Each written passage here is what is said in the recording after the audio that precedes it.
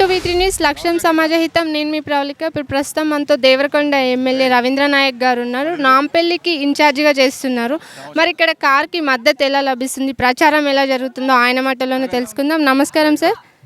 ప్రచారం ఎలా జరుగుతుంది? మునుగోడు నియోజకవర్గంలో టీఆర్ఎస్ పార్టీ అభ్యర్థి గెలుపు కొరకు ప్రతి గ్రామంలో, ప్రతి పల్లెలో, ప్రతి తండాల్లో ఏదో ఒక రోజు ఏదో ఒక పద్ధతిలో ప్రచారాలు జరుగుతూ ఉన్నాయి.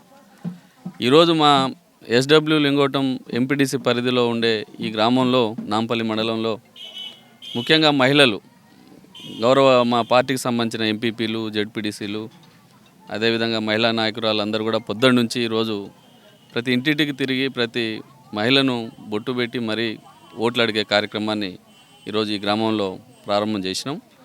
చాలా మంచి స్పందన వస్తూ ఉన్నది. రోజు మేము ఏదో ఒక పద్ధతిలో రైతుల దగ్గరకు పోయినా, వృద్ధుల దగ్గరకు పోయినా, లేకుంటే మహిళల దగ్గరికి పోయినా వారందరూ కూడా ఏదో ఒక రకంగా పార్టీ పరంగా, ప్రభుత్వ పరంగా లబ్ధి పొందినారు. ఆ లబ్ధి పొందిన వాళ్ళందరూ కూడా ఏమంటా ఉన్నారంటే, మాకు ఇంత సహకారం అందించిన ఈ ప్రభుత్వం, ఈ పార్టీ, ముఖ్యమంత్రి కేసీఆర్ గారి యొక్క నాయకత్వంలో ఏదైతే టీఆర్ఎస్ పార్టీ అభ్యర్థి, సిపిఐ సిపిఎం బలపరిచిన అభ్యర్థి కూసుకుంట్ల ప్రభాకర్ రెడ్డి గారు ఉన్నారు, వారిని ఈసారి తప్పకుండా గెలిపిస్తాం. పోయినసారి కొన్ని పొరపాట్ల వల్ల మేము చాలా నష్టపోయినాం. ఈసారి అట్లా నష్టపోవడానికి అవకాశం లేకుండా టీఆర్ఎస్ పార్టీ కారు గుర్తుకు ఓటేస్తామన్నారు. ఎందుకంటే ప్రధానంగా మునుగోడు నియోజకవర్గం మొత్తం ఫ్లోరోసిస్ వ్యాధితో ఇబ్బందులు పడుతూ ఉన్న ఈ ప్రాంతం.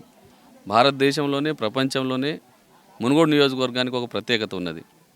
ఈ 8 సంవత్సరాల కంటే పూర్వం టీఆర్ఎస్ పార్టీ ప్రభుత్వం రాకముందు ఈ ప్రాంతంలో తాగే మంచినీళ్ళ వల్ల కాళ్ళు చేతులు వంకరలు పోయి, పళ్ళూడిపోయి, గూని వచ్చి, కాళ్ళు చేతులు వంకరపోయి ఎన్నో రకాలుగా ఇబ్బందులు పడ్డారు. కానీ ఈ ప్రభుత్వం వచ్చిన తర్వాత మొట్టమొదటగా భారతదేశంలో ఈ మునుగోడు నియోజకవర్గాన్ని ఆదర్శంగా తీసుకొని ఈ రాష్ట్రంలో దాదాపుగా 40,000 కోట్ల రూపాయల ఖర్చుతో మరి మిషన్ భగీరథ అనే ఒక కార్యక్రమాన్ని ఈ నియోజకవర్గం నుంచే ప్రారంభం చేయడం అనేది జరిగింది. దానికి సంబంధించి ఈ గ్రామమే సాక్ష్యం. పక్కనే 70 MLDకి సంబంధించి కెపాసిటీ కలిగిన ట్రీట్మెంట్ ప్లాంట్ ఇక్కడ నుంచే దేవరకొండ కానీ, మునుగోడు నియోజకవర్గం కానీ, అటు నకరేకల్, నల్లగొండ దాకా కూడా ఇక్కడ నుంచి త్రాగునీరు పంపిస్తున్నాం. ఎక్కడైతే ఫ్లోరోసిస్ వ్యాధితో ఇబ్బందులు పడి పక్కన ఉండే బట్లపల్లి అనే గ్రామం ఊరంతా ఖాళీ అయిపోయింది. అలాంటి ప్రాంతంలోనే వాటర్ ట్రీట్మెంట్ ప్లాంట్ని ఏర్పాటు చేసి ఈ ప్రాంతం నుండే మిగతా ప్రాంతాలకు త్రాగునీరు అందించే ఒక గొప్ప కార్యక్రమానికి ఇక్కడ శ్రీకారం చుట్టారు. దాంతోపాటు శాస్త్రజ్ఞులు చెప్పినట్టుగా మంచినీళ్ళతోటే కాదు, మనం పండించే పంటలో ఫ్లోరోసిస్ ఉంటుంది కాబట్టి త్రాగునీరుతో పాటు సాగునీరు కూడా అత్యంత ప్రాధాన్యమైందని చెప్పి భావించి శాస్త్రజ్ఞుల సూచనల మేరకు దేవరకొండ, మునుగోడు నియోజకవర్గాలకు సంబంధించిన డిండి ఎత్తిపోతల పథకం ద్వారా దాదాపుగా 6,400 కోట్ల రూపాయలతో 3,60,000 ఎకరాలకు సాగునీరు అందించే ఒక గొప్ప ప్రాజెక్టుని ఈ ప్రాంతంలో గౌరవ ముఖ్యమంత్రి కేసీఆర్ గారు మంజూరు చేసి, ఉట్టి అడ్మినిస్ట్రేటివ్ శాంక్షన్ ఇచ్చి టెండర్లు విలువలేదన్న పనులు జరగలేదని కాకుండా మన కళ్ళ ముందు అవపడ్డట్టుగా రిజర్వాయర్ల నిర్మాణం, కాలువల నిర్మాణం అవన్నీ కూడా జరుగుతూ ఉన్నాయి. బ్రహ్మాండంగా ఈ 4 సంవత్సరాల కాలంలో ఇక్కడ ప్రతిపక్ష శాసనసభ్యుడు ఉండడం వల్ల రైతుల్ని రెచ్చగొట్టి ఇక్కడ ఉండే ప్రాజెక్టులను పూర్తి కానియకుండా ప్రభుత్వానికి ఇబ్బంది కలిగించే కార్యక్రమం చేయడం వల్ల కొంత ఆలస్యం జరిగింది. కాబట్టి ఈసారి మేము ఇక్కడ అధికార పార్టీకి సంబంధించిన ప్రభాకర్ రెడ్డి గారిని గెలుపు ద్వారా ఈ సంవత్సర కాలంలో తొందరగా ఆ రిజర్వాయర్లను పూర్తి చేసి పొలాలకు సాగునీరు ఇవ్వాలనేది ఒక ఆలోచనతో ప్రజలందరూ కూడా ఉన్నారు. ఇంకొకటి ఏంటంటే, ఈ ప్రాంతానికి ఈ మధ్యకాలంలో మా కేటీఆర్ గారు నామినేషన్ నాడు వచ్చినప్పుడు మునుగోడు నియోజకవర్గాన్ని దత్తత తీసుకుంటున్న మాట చాలా పెద్దగా ప్రజలు నమ్ముతూ ఉన్నారు. ఎందుకంటే మిగిలిన ఈ సంవత్సర కాలంలో కూడా ఏవైతే అభివృద్ధి కార్యక్రమాలు కుంటుపడిపోయినాయో ఆ కార్యక్రమాలన్నింటినీ కూడా పూర్తి చేసుకోవాలనే ఆలోచనతో ప్రజలందరూ ఉన్నారు.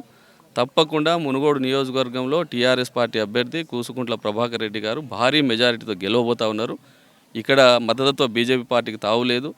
అదేవిధంగా ఈ ప్రాంతంలో కనుమరుగైపోయిన కాంగ్రెస్ పార్టీకి దిక్కే లేదు. కాబట్టి మంచి మెజారిటీతో ఇక్కడ టీఆర్ఎస్ పార్టీ అభ్యర్థి గెలవబోతాం. ఎంత మెజారిటీ? 50,000కు పైగా వస్తుంది. కేవలం పథకాలకే ఓట్లు రాలుతాయి అనుకుంటున్నాను. మరి అంతే కదా, తిన్నవాళ్ళు మర్చిపోతారు. దుబ్బాక, హుజురాబాద్లో ఎందుకు పనిచేయలేదు మీ పథకాలు? అక్కడ కొన్ని పొరపాట్లు ఏం జరిగినాయంటే, ఈ స్థాయిలో ప్రచారం జరగలే. ప్రజల్ని కన్విన్స్ చేయడంలో కొంత పొరపాటు జరిగింది. ఆ పొరపాట్లు ఈసారి రిపీట్ కాకుండా, అందుకనే కదా మేమందరం ఎమ్మెల్యేలు వచ్చి ఒక ఎంపీటీసీ పరిధిలో పనిచేస్తున్నాం. కాబట్టి ఇక్కడ ప్రజలందరూ కూడా గతంలో కాంగ్రెస్ పార్టీ శాసనసభ్యుడు ఏ రకంగా పరిపాలన చేసిండో వాళ్ళందరూ కూడా చూసిరు. ఏ ఒక్కరోజు ఏ గ్రామానికి రాలే, ఈ ప్రాంతంలో ఉండే సమస్యలు పరిష్కారం చేయలే. కనీస ధర్మం మంత్రులు ఎమ్మెల్యేలు ఎవరున్నా కళ్యాణ లక్ష్మి చెక్కులు ఎమ్మెల్యేల ద్వారా పంపిణీ చేస్తారు. అదేం పెద్ద ప్రభుత్వం డబ్బులు ఇచ్చి ఈయనకు నేరుగా ఇచ్చేది ఏం లేదు. ఆ చెక్కులు పంపిణీ చేయడానికి కూడా ఆయనకు సమయం లేకుండే. పోనీ ఏదైనా పనులు ఏముంటుంది, కొన్ని ప్రతిపక్షంలో ఉన్నాడు, కొన్ని పనులు జరగకపోతే ప్రభుత్వం మీద ఒత్తిడి తేవాలి. అది ఏ కార్యక్రమం ఎప్పుడు కూడా జనంలో లేడు. ఆయనకు ఇక్కడ పోటీ చేయాలనే ఆలోచన లేదు, ఈ ప్రాంతం మీద అభిమానం లేదు. కాబట్టి ప్రజలు అక్కడ గతంలో పాలన చేసిన ఎమ్మెల్యేని చూసిరు, దానికంటే ముందు 5 సంవత్సరాలు పనిచేసిన ప్రభాకర్ రెడ్డి గారిని పోల్చుకుంటున్నారు. ఆయన ప్రజల మధ్యన ఉన్నాడు, ఓడిపోయినా ప్రజల మధ్యన ఉన్నాడు. ఆయన గెలిచి ఉన్నప్పుడు చేసిన పనులు గుర్తు చేసుకుంటున్నారు. ఈ 4 సంవత్సరాల కాలంలో ఈయన ఏ ఒక్క పని చేయలేకపోయారు. కాబట్టి అదే తేడా ప్రభుత్వ పరంగా గొర్రెల లబ్ధి పొందిన వాళ్ళు కానీ, రైతు బంధు పొందిన వాళ్ళు కానీ, రైతు బీమా తీసుకున్న వాళ్ళు కానీ, మిషన్ భగీరథ ద్వారా మంచినీళ్ళు తాగి మా ఆడపడుచు నీళ్ళ కష్టాలు తీర్చింది కానీ, కళ్యాణ లక్ష్మి కానీ, షాదీ ముబారక్ కానీ, ఇలా చెప్పుకుంటూ పోతే ఒకటి కాదు 100 స్కీములు ఏదో ఒక రకంగా లబ్ధి పొందిన ప్రతి కుటుంబం ఎప్పుడు కూడా మర్చిపోరు. అది కాబట్టి తప్పకుండా ఇక్కడ మంచి మెజార్టీతో గెలుస్తుంది.